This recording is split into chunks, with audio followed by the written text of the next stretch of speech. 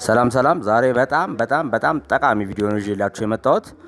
ቻናሉን ሰብስክራይብ እና ሼር ላይክ ማድረጋችሁን አትርሱ። ለወዳጅ ዘመዶቻችሁም ሼር አድርጉላቸው። ምክንያቱም ካልተፈለገ ወጪ ለቴክኒሻን ከሚከፈል ወጪ መዳን ስለምትችሉ ማለት ነው። የልብስ ማጠቢያ ማሽናችሁ ውሃ አላፈስም ካለ ወይም ደግሞ ውሃ አላፈስም ባይል ራሱ ቢያንስ በአመት አንድ ጊዜ ይሄ ፓምፕ ተፈቶ መጸዳት አለበት ማለት ነው።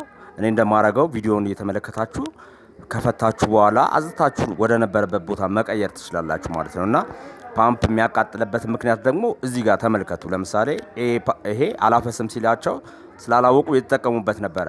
ስለዚህ ፓምፑን ያቃጥለዋል ማለት ነው። አሁን ውስጥ ላይ ምን ይስባል መሰላችሁ? ትናንሽ ነገሮች ካልሲ፣ ልብስ ፍቅፋቂና የተለያየ ነገሮች ይይዛል።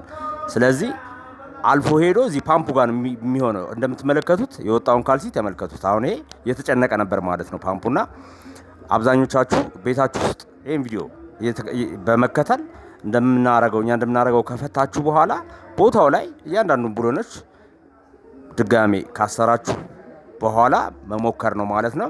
ቪዲዮ እየታየልን ስላልሆነ ቪዲዮቻችን ላይክ ሼር ማድረጋችሁን አትርሱ። አሜን ፊክስ እናመሰግናለን። ማሰራት ለምትፈልጉ ሰዎች ደግሞ በአዲስ አበባ ውስጥ ነው የምንገኘው። በ0922 39 78 51 ላይ በመደወል ያሉበት ድረስ እንመጣለን። ማኑዋል አውቶማቲክ ዋሽንግ ማሽኖችና ፍሪጆች እንዲሁም ኤር ኮንዲሽን የመሳሰሉት ነገሮች እንሰራለን።